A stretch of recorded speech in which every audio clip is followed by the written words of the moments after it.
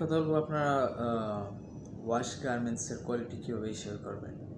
তো ওয়াশ গার্মেন্টসের quality assure করার জন্য আপনাকে অবশ্যই ওয়াশ স্ট্যান্ডার্ড নিতে হবে, শেড বেন নিতে হবে এবং আফটার ওয়াশ মেজারমেন্ট শিট নিতে হবে।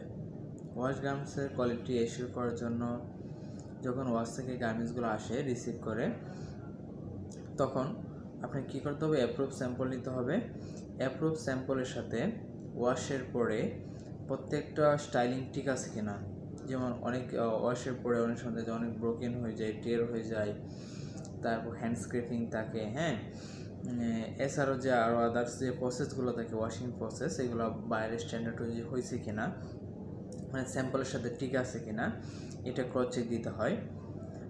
পাশাপাশি আপনার যে শেড আছে ওয়াশের পরে শেডটা বাই স্ট্যান্ডার্ড অনুযায়ী আছে কিনা, সেই জন্য আপনাকে শেড চেক দিতে হবে।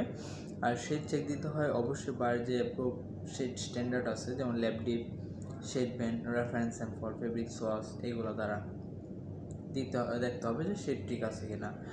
এবং পাশাপাশি আপনাকে মেজারমেন্ট করতে হবে আফটার ওয়াশ মেজারমেন্ট শিট দ্বারা। ওয়াশের পরে যে ওয়াশের যে সিঙ্কেজটা হয়, সিঙ্কেজের পরে যে অ্যাকচুয়াল যে মেজারমেন্ট শিটটা থাকে আফটার ওয়াশ মেজারমেন্ট শিট, সেই আফটার ওয়াশ মেজারমেন্ট শিট দ্বারা আপনাকে ওয়াশের গার্মেন্টসগুলো মেজারমেন্ট করে দেখতে হবে।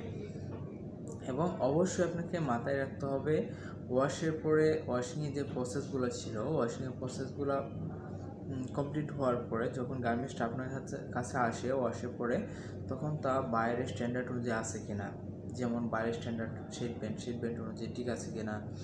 তারপর ধরেন স্যাম্পলের যে প্রসেসটা যেভাবে আছে ওয়াশের পরে ঠিক সেইভাবে আছে কিনা, বা এটা বেশি প্রবলেম হয়ে গেছে কিনা, এটা আপনাকে দেখতে হবে।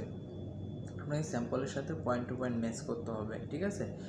তারপর আপনার শেড ম্যাচ করতে হবে এবং পাশাপাশি কোয়ালিটি, তো আদার্স মেজারমেন্ট কোয়ালিটি চেক দিবেন ব্লক হচ্ছে অনুযায়ী।